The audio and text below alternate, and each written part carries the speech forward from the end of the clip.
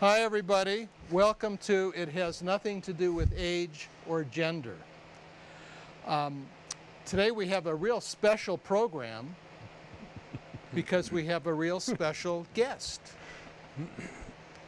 And across from me is my friend and buddy and who puts me in these difficult situations at times, which is? Tony. Tony, okay. And between us is the legend. And there are so many sports that I don't have enough fingers to remember them all. Plus, he knows the political stuff, the ins and outs in the government. And in fact, we may open with that shortly. But before that, remember, this is a program about mental toughness. And Tom Christofk fits the bill bar none. Bar none. He's one tough dude. Still. Now, before we get into mental toughness, I have a quote by Samuel Johnson that I'd like to share with you and would like you to respond as to how it relates to you. Nothing will ever be attempted if all possible objections must first be overcome. And I can read that again if you like. But nothing will ever be attempted if all possible objections must first be overcome. Well, I think that is a quote that basically indicates nothing would ever happen. Move off dead center. You need to try things that apply it to you, though. Well, in my world, I've done some interesting things that are crazy or that are not conventional, and had my parents, for example, protested, or other folks, I would have never moved forward. So I think it's a good quote.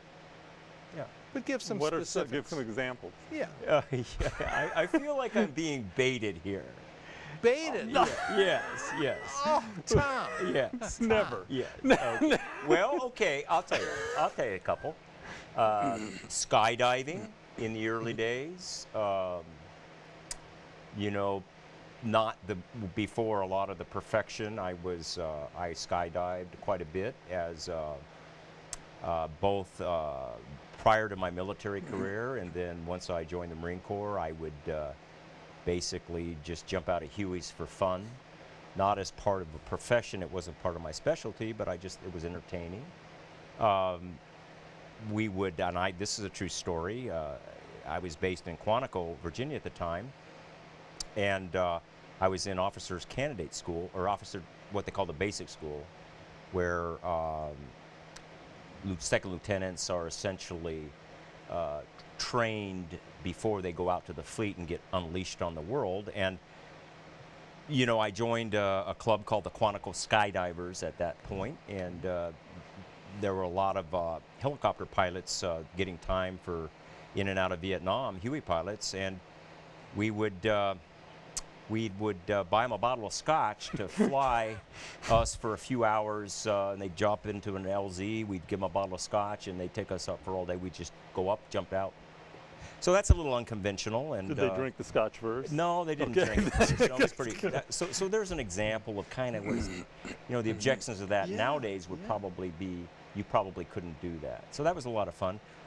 Other instances include diving, diving around the world. I'm talking about scuba diving. And had an opportunity to do, the current trend with buddies and, all the safety equipment. So you're ocean certified, though? Yes, I actually am ocean certified in the late 60s and dove all over the world, again as a part of my What places did you dive? Well, the Philippines, Okinawa,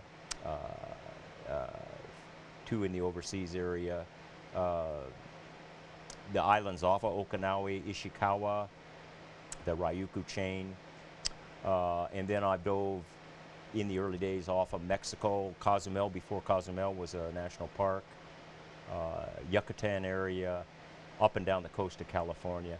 And this was, I got certified for diving in the late 60s, and dove pretty much that portion. I never dove on. So when you were in high school? And no, I was in college. As a freshman in college, I took late '69. I took a college. It wasn't a college class, but it was. They offered training, you know, at one of the local dive shops. So I took it there and started diving in college. Yeah. So '69, '70 is when I first started, and that was kind of unconventional at the time.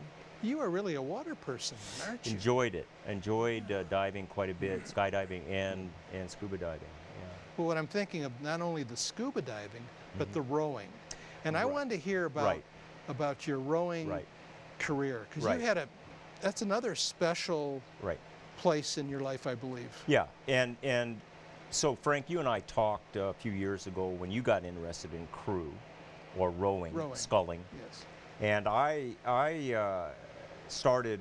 Excuse me. I saw Tom's rowing shirts. Yes, you told me about all his shirts. Yes. which would be very difficult to fit into nowadays. In the story on how he gets the shirts. Yeah, that's right. But, well, the tradition in crew or rowing is the victorious boat. You literally bet your shirt on the race. And depending on how many shells are in the competition, the winner takes all. So the winning crew takes all. You could have 10 boats. And so you come with quite a haul.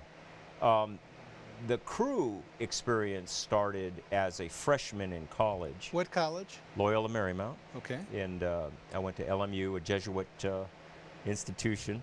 And I tried out for the crew team in the fall of 1969. I think I was 17 at the time, just left high school, September of 1969, entered into Loyola, and there was, you know, kind of a, you know, an advertisement to try out for crew. I didn't even know what crew was. Oh, you didn't? No, I hadn't really been too, you know, indoctrinated in that. And I ended up... but were you a swimmer at this point? No, I wasn't. Not really a swimmer at all. Really? I played football in high school. Okay. And I was rotund. I was a center. So I was kind of like not real mobile. I was just kind of like sat in the middle. I just don't see you as a center. Yeah, I was a center. I was a center. Not real fast. I'm still not real fast. Never was fast, but I played football in high school. And I also did shot put on the track team, and I wasn't very good at either, to tell you the truth. I was mediocre at best, but I was pretty good at taking hits as a center and pretty tough to move. So that was my claim to fame. And I have to tell you, my high school senior team, I think we scored 2 touchdowns the whole season. So it was really not a real glorious high school experience in football. Was it a Jesuit high school? No, it wasn't. It was a public high school. Public high school, okay. But moved from there to college, and... But why Loyola then? Well, my folks had an influence. My mom had some influence and wanted me to I think she wanted me to get some control, the Catholic education. I think she wanted me to get some discipline. Some discipline. I think that was it. So she had a great influence upon me at the time, and my senior year in high school was. Who gives them the discipline now, Tony? Was less than less than stellar. I mean, I was. You know, but in the 60s, when you're on the edge, it's nothing like now. I mean, it was pretty benign. But went to Loyola as this rotund 17-year-old. I think at that time I probably weighed about 220. Really? Right. Wow. And, you know, I saw this flyer for the crew team and went down and tried out for it, and the one thing is you've had no experience. No experience at this point, and one thing about it was it's a very tough sport. Without a doubt. And the physical demands are extreme. In very short order, I became very physically fit. I'm talking about a matter of months. And I have to say that actually crew did change my life. Tell us more about that then.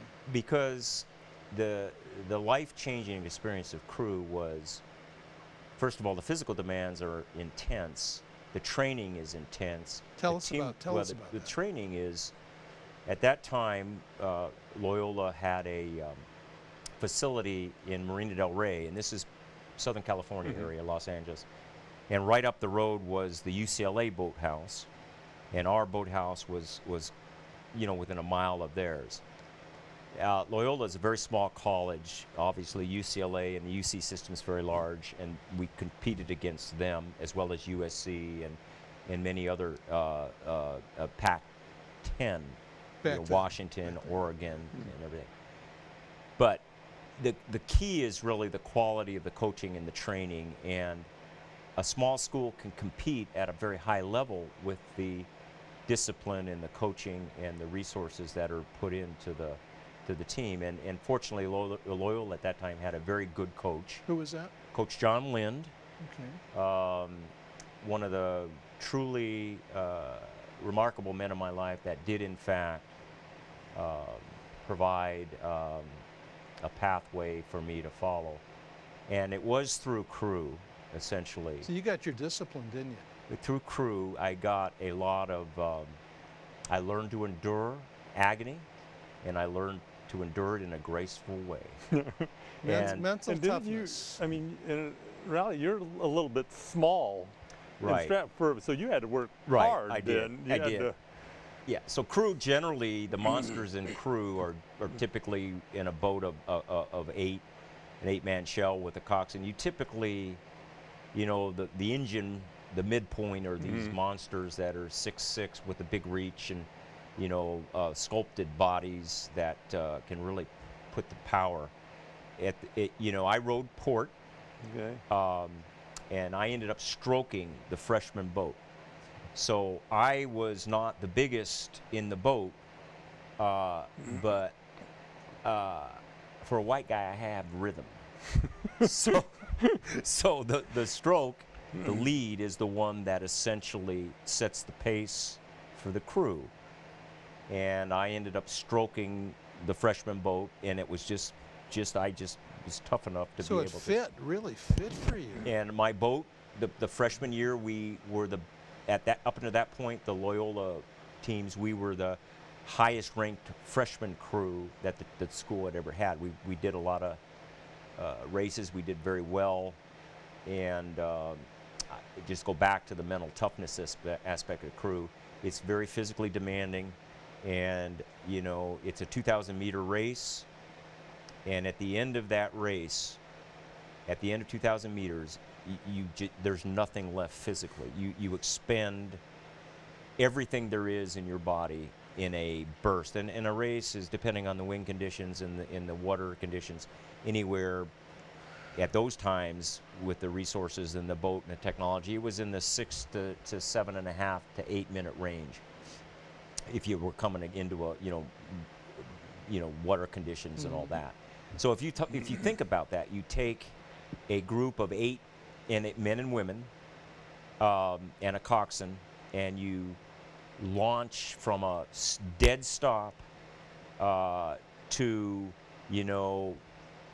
a fairly rapid pace, 40 to 60 strokes per minute, and then in the middle of the race, after 500 meters, you tend to get into the rhythm, and you do a little bit more power strokes, and then at the end it's a frenzy to get you across the finish line, and you just dump everything out to the point where your vision is gone and you're basically grayed out. Do you remember using self-talk to help motivate you? No, I just remember being harassed by the coach, and being so, the coach was, and the coaching staff was so good. They would run on launch and watch you, and the earlier times back then, video was just coming in as a tool. So they would video, and you'd be able to see how horrible you were doing as you fatigued. Your stroke. Your stroke. Exactly. So the video became it was an early adaptation of. It doesn't lie. It doesn't lie. The video doesn't lie. It doesn't lie, and you can see exactly what you're doing wrong. So it's a huge training technique. Even to this day, I was just literally the weekend before the Tevis race in Las Vegas. I'm a coach for the trap team, the Auburn Gold Miners, and trap is another mental sport. But I use video to teach the kids, where they're at on their mount and how they're approaching, the target. And it's the same tool. It's a great tool. So this is one of the earlier tools, and then that coupled with the sheer type of training that the coaches put us through, running bleacher stairs back in the, you probably are all aware of that, but that technique, I was introduced to that, and you get into a stadium and you run those bleacher stairs up and down, and you do 25 reps of that from the bottom to the top. I mean, that gets your attention.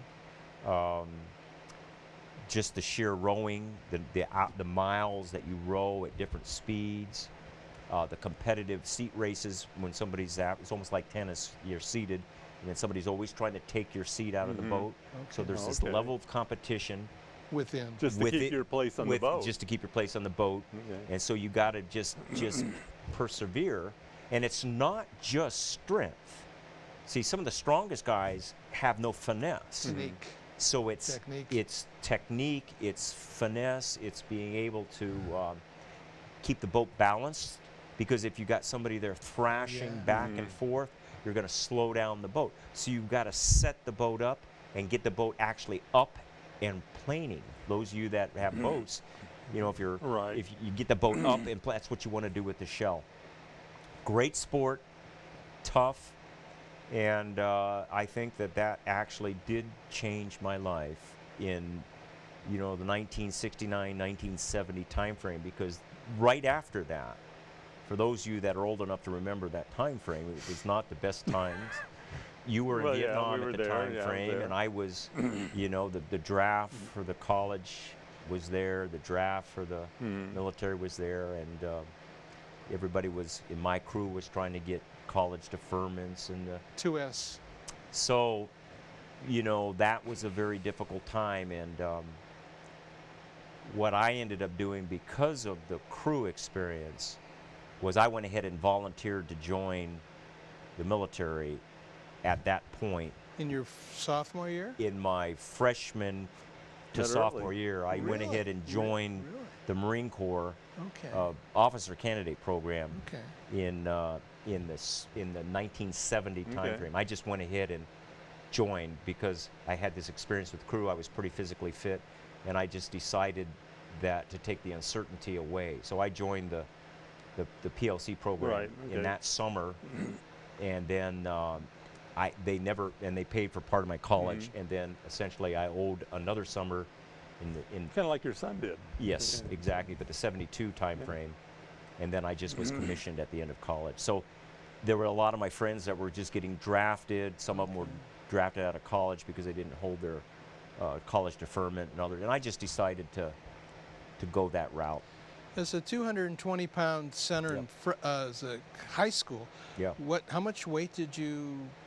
Yeah, so what did you lose? Fascinating.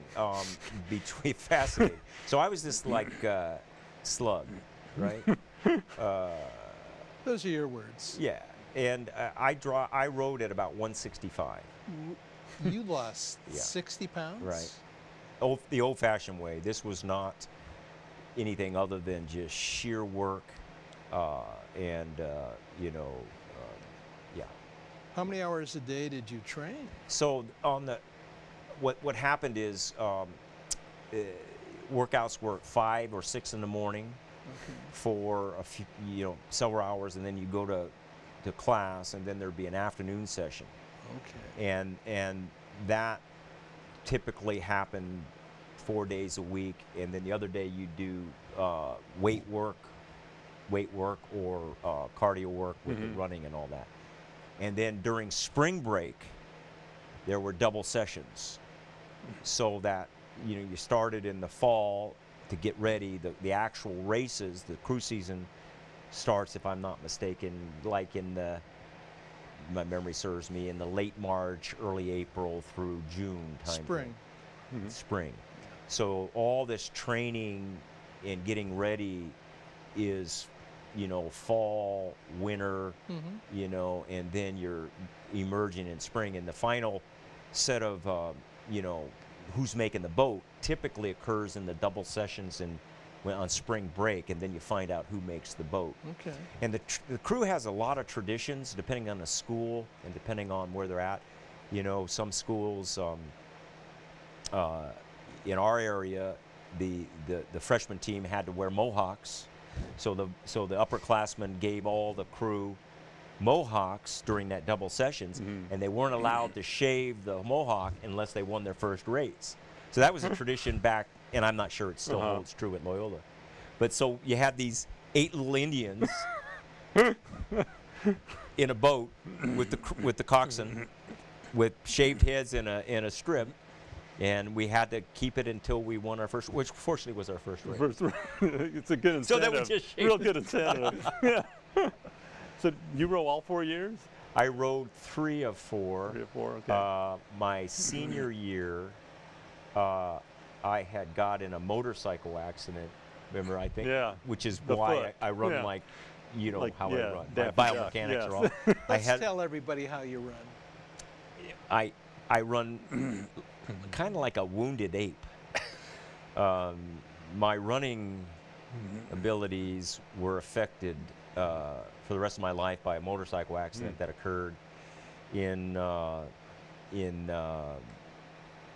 the latter part of my college career, and I had a leg injury from a car versus motorcycle, which is never a good scenario, and ended up the leg didn't heal exactly right, although it did not prevent me from the Marines wanting me to continue. Still wanted you. Well, you still ran quite well with your foot that way. But it knocked me out of my senior year at crew. I was still having some problems. So I stroked the freshman boat, and then I stroked the varsity 4 for the second year, and then I stroked intermittently the varsity boat the third year, and then the varsity 4, which is 4-man or 8-man. Right. Okay. So that's the crew story, and That's a neat story. it's a phenomenal sport, and it's for women as well as men. It is incredibly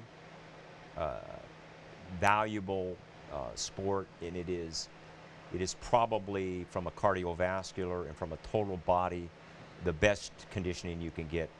And back in the early 70s, the technology was evolving so that if you got a team of 8, somebody could always hide and not be putting out 100%. Yeah.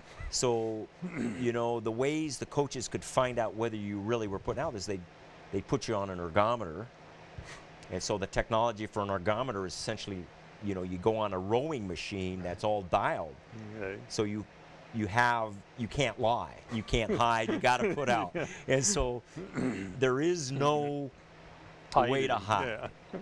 There is a technique, though, on ergometers. You can work the ergometer back then by getting the speed of the weight up and then making sure you kept the RPMs up. And you could trick it a little bit, but you're putting out in 6-8 minutes. They run you on the ergometer. They did back then, just like a race.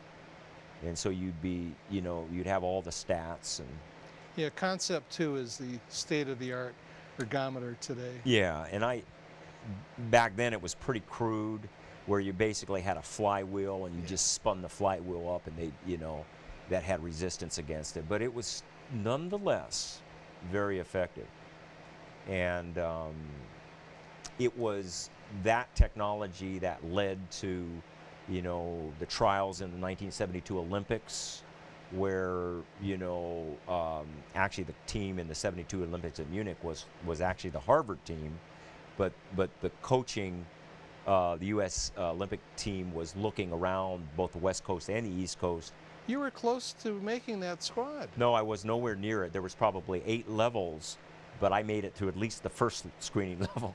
Okay, so Right. you were on that track. Right. So, in that time frame, the crew, there was going to be an open boat. So, in other words, rather than just taking a college team, the top college team, to represent the USA, they were going to do trials to craft a boat, a blended boat. Okay. And there's good and bad to that. I mean, the good is you may get a combination of really superb athletes. The bad is they've never worked together as a team. So because it is a team. It is a team, and in that time frame, they were experimenting, and I'm not sure how they do it now, but inviting athletes to try out to make the cut. And they had various camps around the country, and some of our folks, I included, attended the camp to see if we made the cut. And ultimately, the boat ended up being the Harvard boat for that year that represented the USA.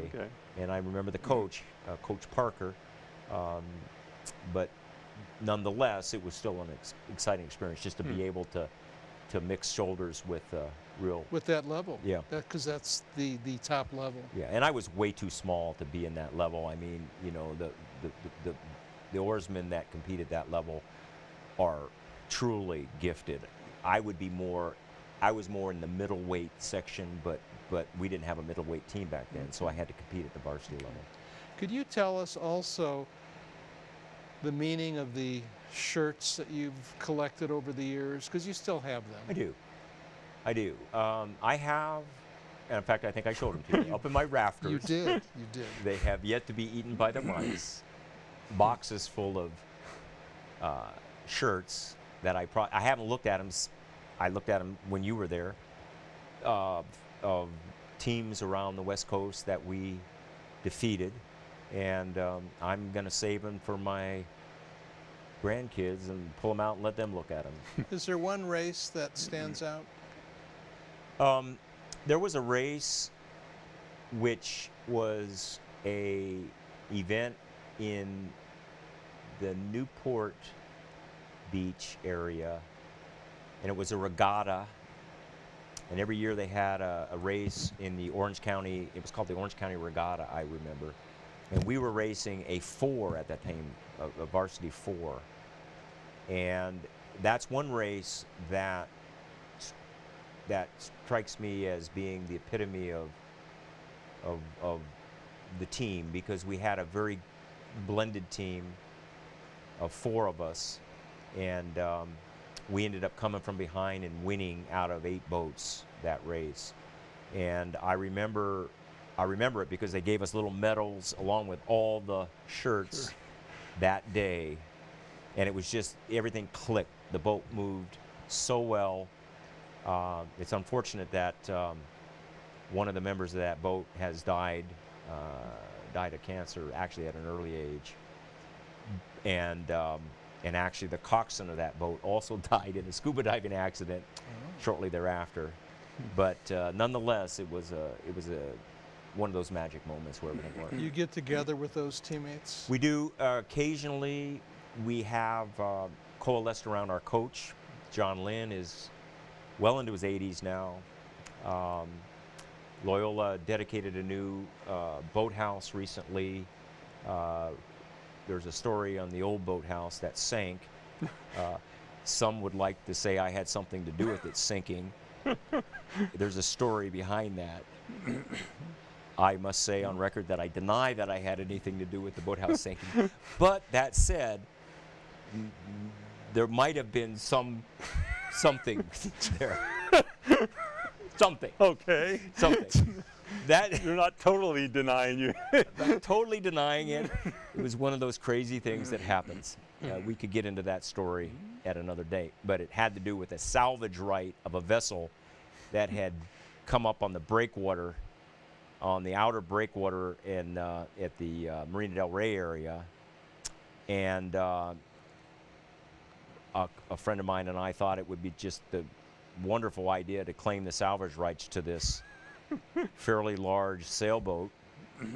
Of course, once you claim the salvage rights, you got to figure out what to do with it.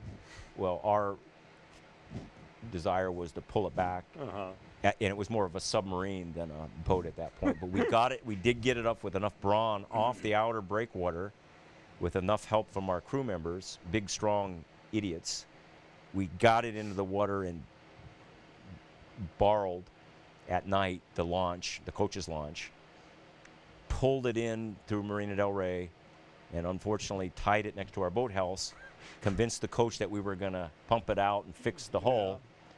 It ended up rubbing a hole in the boathouse. They both sunk. Yes, but that's a different story. Yeah. And then we ended up having to pull that out, had a tow truck pull it up and cut it up for firewood at Playa del Rey. But that was many years ago before you could even do this kind of stuff. Okay. But back to the point about our coach, still alive, doing well, had his 80-plus birthday recently. Many of us coalesced down around the boathouse. He lives in Washington State at this point. He was a good father figure. And they dedicated a shell in his name, the John Lind, and the current coach and the team there, still remembers us. At our boathouse there in Marina del Rey, there's a wall that still has all the lettermen from way back when and all the years they lettered. It's pretty. The original wall sank with the first build a new wall. So all the history went down, but they've resurrected it. You didn't put an asterisk by your name? Question mark. Yeah, right. I deny having anything to do. Oh, you just told us. But you it just would have told happened us. anyways. It would have happened anyway. But Deny? You're too late for denial. But it was a fun and the camaraderie. So yeah, the question was really, do we get together? Occasionally we still get together. And many of the folks in that crew, from my freshmen, very successful business-wise, professional-wise. I think the discipline it taught paid off in their careers.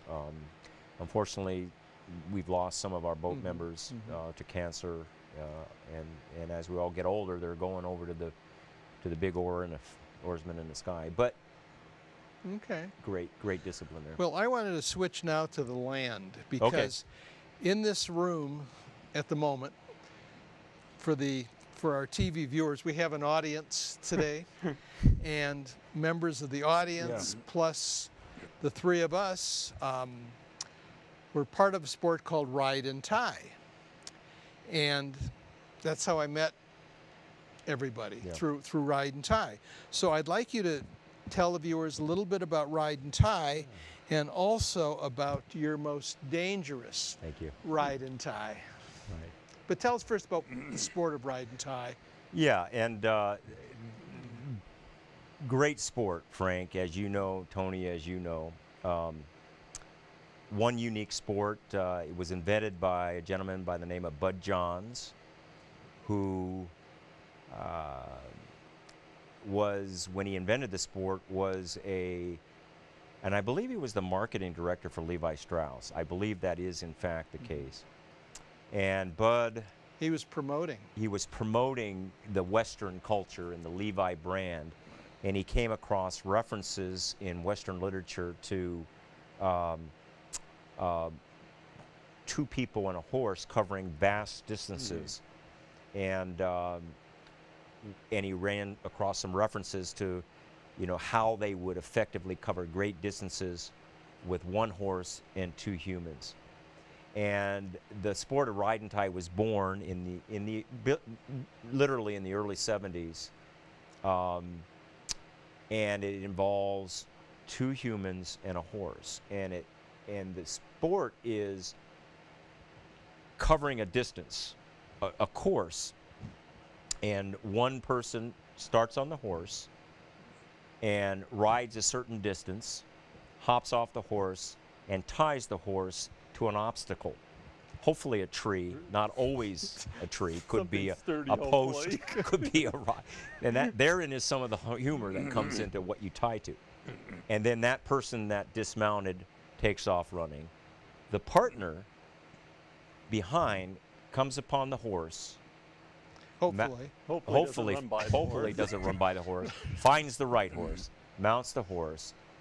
Hopefully unties the horse before he mounts, which has also created many numerous issues. And then catches up to the partner, and either at that point they exchange or they leapfrog, where the person that was second on the mount goes ahead and ties, and the one on the ground comes up on the horse. So the sport of ride and tie was essentially this product of Bud Johns' mind, and it evolved into a fairly interesting, diverse group of horse people and runners, and marriage of the two in the 70s, and the sport grew through the 80s and 90s, and ultimately numbers of races around the country, but primarily in the western part of the United States.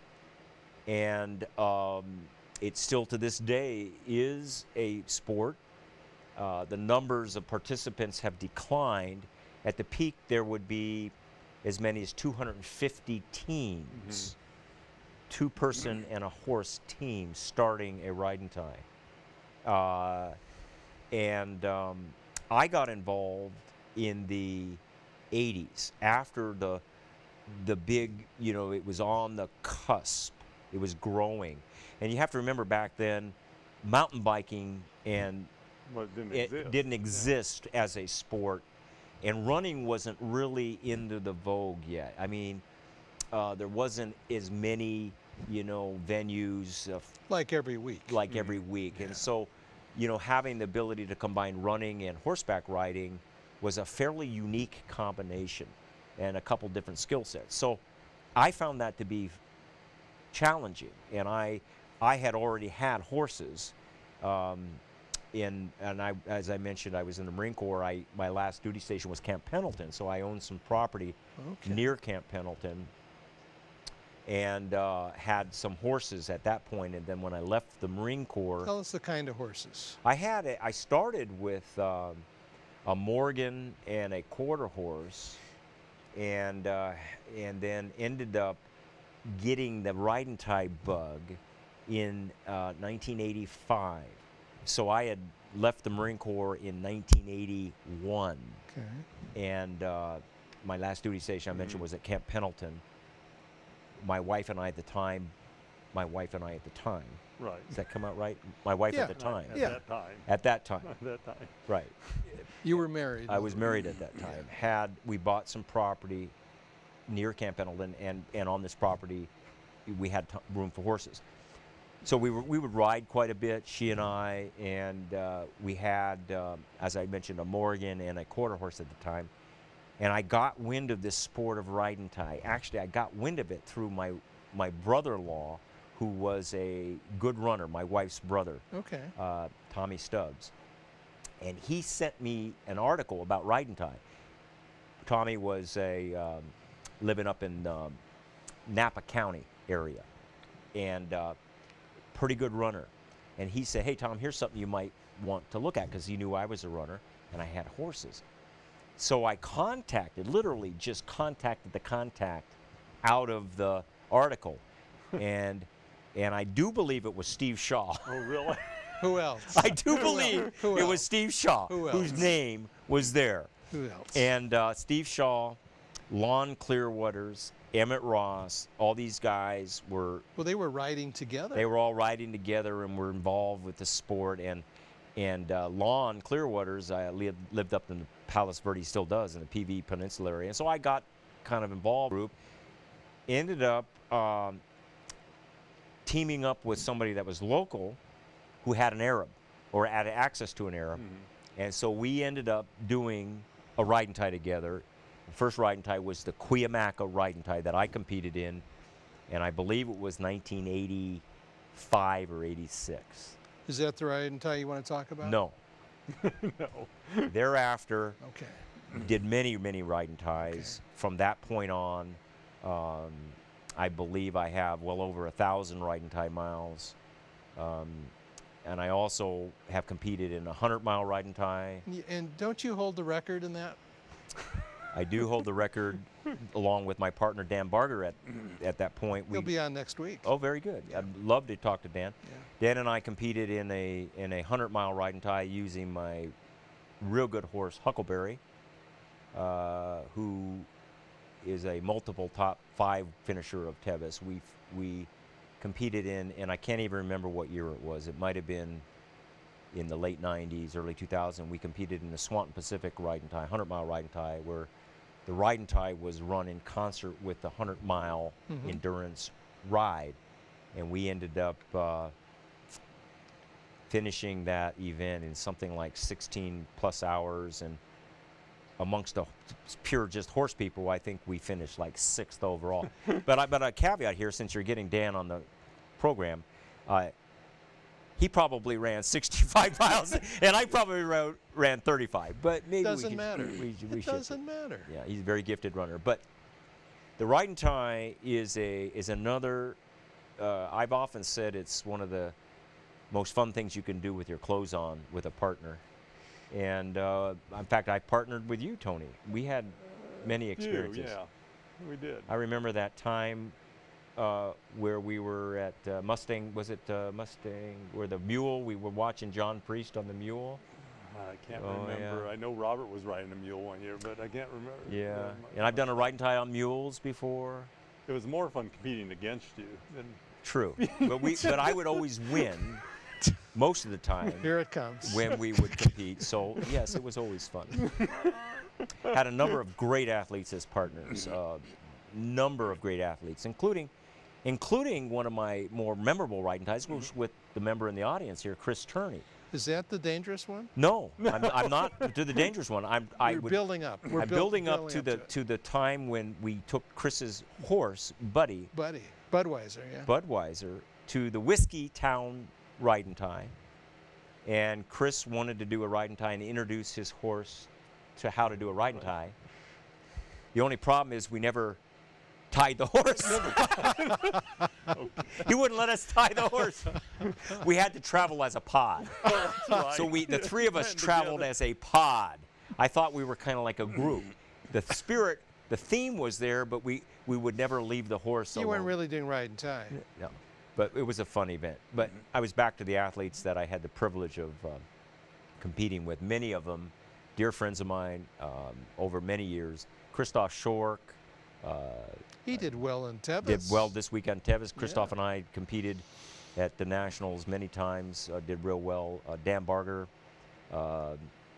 Tony, Chris, a number of partners. I'm blanking on them, but fun event. The most dangerous experience, I want to get to that, is and literally, you have to imagine for folks that have not experienced ride and tie. Back in the days, we didn't have helmets. We didn't use helmets when we rode. Now, most people on endurance rides wear helmets, headgear, protection. With ride and tie, it was generally not used because you're running with a helmet after you're dismounting. But the experience that I'm going to describe is a Cuyamaca ride and tie where I was teamed with I can't remember. It might have been Emmett Ross. It might have been Emmett Ross. We were at the start of the Cuyamaca ride and tie, which happens in this little valley, and there was probably 60 teams in a little valley that then funnels into a single track trail. So you gather the 60 horses and the riders and the runners in this little valley, and you basically start the race either by a shotgun or shotgun start. Right. And everybody rushes down to get to the single point. Well, pre-ride start, I was trying to position myself. I was the rider on the horse. You were starting out. On the horse. And I remember right next to me was my dear friend Gary Pohill. Okay. Gary Pohill was a very gifted runner. Still to this day, he and his wife are great runners. Cross-country coach down in Southern California area. And Gary and I are right next to each other. Gary's on a horse and I'm on a horse. I can't even remember the names of the horses at this point. But all the horses are milling around, and it was probably 2 or 3 minutes before the start. And, you know, there's a lot of nervous anxiety in the air. And I remember taking my tie rope, which had a clip on one end, and I was just spinning it. I was holding my hand because I would keep it in my reins because I'd do a dismount and I'd wrap it around a tree and I'd be off running. But I remember spinning this, and somehow it fell over and clipped the breast collar of Gary Pohill's horse. The horse next to you. Right next to us. Well, explain to the audience about how that could happen with the Garbiner or whatever you used. So, you know, depending on how, you know, when you tie a horse, you typically don't want to spend a lot of time doing a knot on the rope that is tied to the halter of the horse. You want to be as quick and as efficient as possible to whip that lead line around. So most of the folks that were competitive had like a carabiner or some sort of mechanism that would quickly click. Then they just click up. They take their lead rope and they'd run it around an obstacle, hopefully a tree, and they just click it and be off and running. So I was spinning it, and I had a very efficient clippy, and it clipped onto Gary's horse's breast collar. Oh, really? Doesn't sound good. Right. And everything is, and I'm looking, and I'm thinking, this didn't just happen. And so you saw it. Oh, I saw it. And so I'm trying to get Gary's attention. He, you know, I'm saying, Gary, you know, I'm yelling at Gary. And of course, he's not, he's focused on what he's about ready to do. And I finally got his attention, and I point. He looks down his eyes like this. The start of the race happens. Literally, we're joined, 2 horses joined, racing towards this funnel. Now, what could have happened didn't happen, but just, you know, because horses are running by you and want to come up between you. A horse hooked together takes a spill, pulls the other. I mean, all these disaster scenarios, and we're running at top speed. I mean, these horses are not half-stepping. I mean, they're in a full gallop. So Gary is obviously concerned. You're not? Well, I had a little anxiety. A little? How big were your eyes? Well, I was thinking, you know, what could be done, because I had some mechanism. I had a knife, but I mean, everything was happening so fast, and Gary was, so he just started smacking at it, just trying to get it off. And ultimately, as we're careening into the one single track, side by side. Single track. We hit the side by side. We're together. We're probably 250 yards into the race by now, maybe 300 yards, barreling into the single track where we're side by side. He finally managed to unclip it, and it flies up. It's like a snake. Right now it's like it's a live wire. It's out there flying, and you know, and I kind of grab it, and we ended up being fine. But the disaster, I was literally, you know, and I think back, I still to this day think back about that event, and I get concerned about how, well, I thank God that it didn't happen. It could have been a real bad scenario. Did you ever swing that? Never did. That was the last time? I never ended up swinging the lasso in the saddle. I always kept it. As a matter of fact, now what I do, and I still use a very efficient clip on endurance rides, but what I do is I have a system where I mount it on my own breast collar and leave it there until I'm ready. It's a better place, much better place. So that's and Gary, if he ever comes across this TV program, I'm sure he'll add some comments to that day. Okay. Well, you wanted to talk about Catalina. You can. No. Okay, so Catalina. We're switching now to running. So I think, Tony, you should talk about Catalina. The distance. Say the distance. Yes. It's a marathon. Marathon. 26 some odd yards.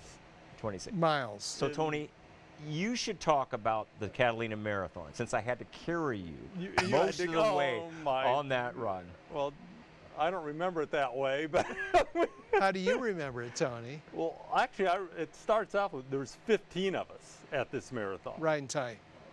No, it was the marathon. Yeah, but you got a lot of. Well, almost of them were all riding tires. Right. We all ran together. Chris was one of them. Yeah. We were all there in this little house that we rented. Well, speak of how you got to the marathon. The boat. By a boat, trying not to be seasick all the way across. But and there's 15 of us in this little house where you can look through the walls, which we thought were, and we're all in little partitions, and we had the boys' room, and we had the couples' room, and people throw trash cans over the walls, but that was fun. But the marathon itself, me and Tom ran together. Yeah. We were both running well. 9 Mile Hill. 9 Mile Hill, which I got a little ahead on. Yeah. Up the hill. How did you get ahead of Tom? I was running a little faster. Oh, okay. Not much, a little. But we were both running well. We're both running well. I get to the top of the hill, and it flattens out finally. And I'm thinking, oh, finally, I can get running here. I can take off. Well, I tried taking off. Tom must not have been too far behind me, because at the end of the race, he said, you tried to take off at that. And I did try. It didn't last long. And then it just was kind of agony from there to the end. And Tom did catch back up to me just before the long downhill. And then he tries to cream me on the downhill. What a surprise. But you knew. And we're just screaming down this downhill, and I'm cramping up. But there was no way in hell I'm going to let Tom go without me on that downhill. So we both got to the bottom of the time at the same time. We had a mile into Avalon for the finish. Right. Flattens out, and we're running along, and then I start hearing this. Can you slow it down a pace? Can you slow it down? So I kept trying to slow it down a pace. But we crossed the finish line together in 398th and 399th, I think, under 4 hours. Under 4 hours. So that's that's just under true. 4 hours. We actually finished the Catalina Marathon, 600 runners that year, or over 600, and we were. No, under 100. That's what we were in 198, 199. No, we were 98, 99. 98, 99. So we actually finished in the top 100, which is something to do, and under 4 hours. That's probably one of the toughest marathons. It's very difficult. But Chris was ahead of us still. Yeah. Yes. Well, that's true. But it's true. a great marathon, and it was an adventure. A lot of good friends. That was a great race. But I do remember hitting that upper level after the 9 Mile Hill and thinking, well, finally you can get some rolling hills, but basically you got nothing left. Nothing left. Nothing left in the legs. But good experience, a lot of fun, and great camaraderie, and something that I'll treasure forever. Unfortunately, our time is very limited at this particular point, and there was so much more to ask you.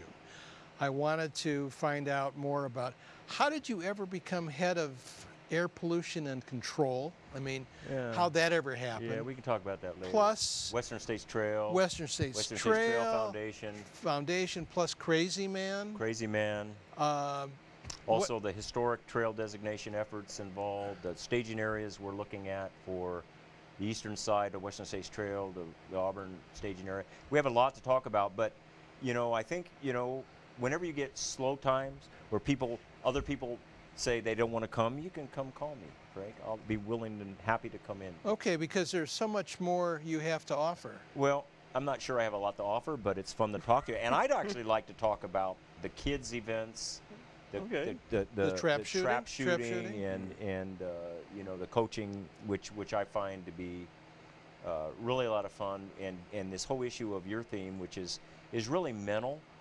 And the involvement with getting our kids to really focus on self-discipline, and and that, I think, is the key to success in anything you do, whether it be Your sports. mother was right. It is. She was right. It is. She sent you to the right place. I think she did. Nothing like a Jesuit. And now the Pope is a Jesuit, which is a good thing. Yeah, too. how about that? You have something in common. We do. Well, thank you, Tom, for Thanks for your time. for joining us, and it was fun. Right, and I should mention that the Alpha Schnauzer is here, and Mickey is here, and Mickey and I go way back. We rode together in miles in Mount Israel, if I remember correctly, in Southern California. So we have lots of history with horses, running, and riding. Land, sea, and water. Right. Well, land, sea, and water goes together. In air. Air. And you like to jump out of planes. Oh, yeah. Jumping out of planes, yeah. Didn't you work on planes, Tony? I You worked on a planes. C-47s. Yeah, Yeah, C-47s. that's right. Yeah. Well, I jumped out one of those too. It was great. Thank you.